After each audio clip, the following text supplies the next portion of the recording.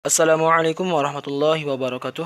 Kami di sini mencoba membahas tentang manajemen kurikulum dan pembelajaran untuk memenuhi tugas mata kuliah Manajemen Pendidikan dosen pengampu Nur Hayati Mufidah MPD oleh 1. Abdurrahman, 2. Lalu Ridho Rahmanu, 3. M. Apip Hasan.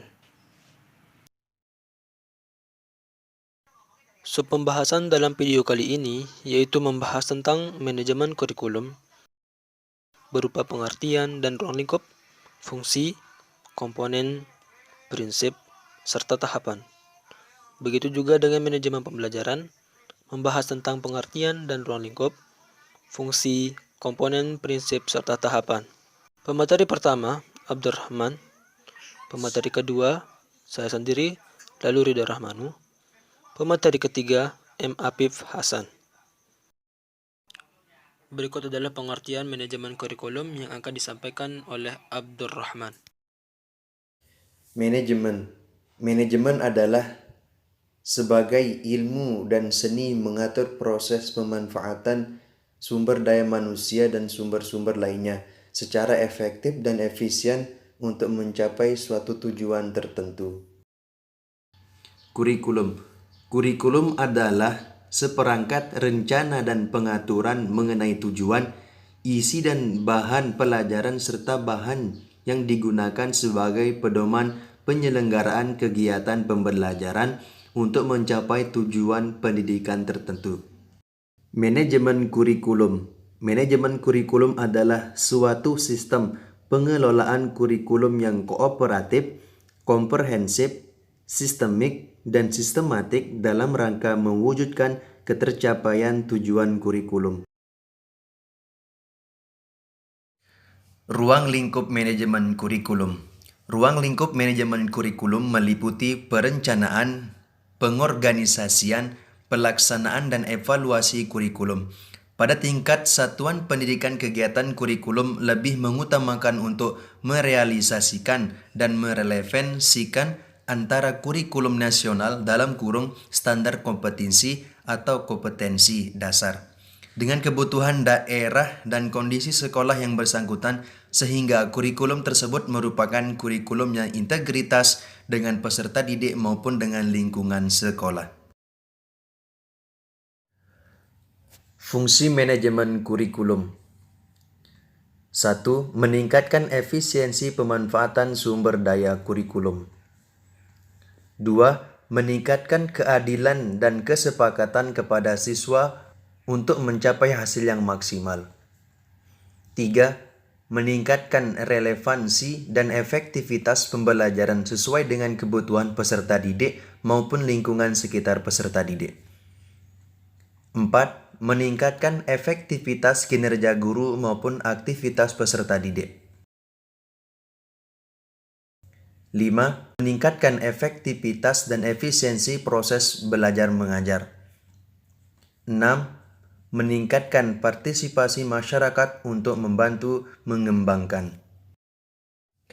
Komponen manajemen kurikulum sebagai berikut. Tujuan, isi (bahan pelajaran), strategi pelaksanaan (proses belajar mengajar), penilaian (evaluasi). Prinsip manajemen kurikulum. Produktivitas. Hasil yang akan diperoleh dalam kegiatan kurikulum merupakan aspek yang harus dipertimbangkan dalam manajemen kurikulum. Kooperatif. Untuk memperoleh hasil yang diharapkan dalam kegiatan manajemen kurikulum, perlu adanya kerjasama positif dari berbagai pihak yang terlibat. Demokratisasi. Pelaksanaan manajemen kurikulum harus berdasarkan demokrasi yang menempatkan pengelola, pelaksana, dan subjek didik pada posisi yang seharusnya dalam melaksanakan tugas dengan penuh tanggung jawab untuk mencapai tujuan kurikulum. Efektivitas dan efisiensi. Rangkaian kegiatan manajemen kurikulum harus mempertimbangkan efektivitas dan efisiensi untuk mencapai tujuan kurikulum. Mengarahkan visi, misi, dan tujuan yang ditetapkan dalam kurikulum. Tahapan manajemen kurikulum. Yang pertama, tahap perencanaan. Yang kedua, tahap pengorganisasian dan pengkoordinasi.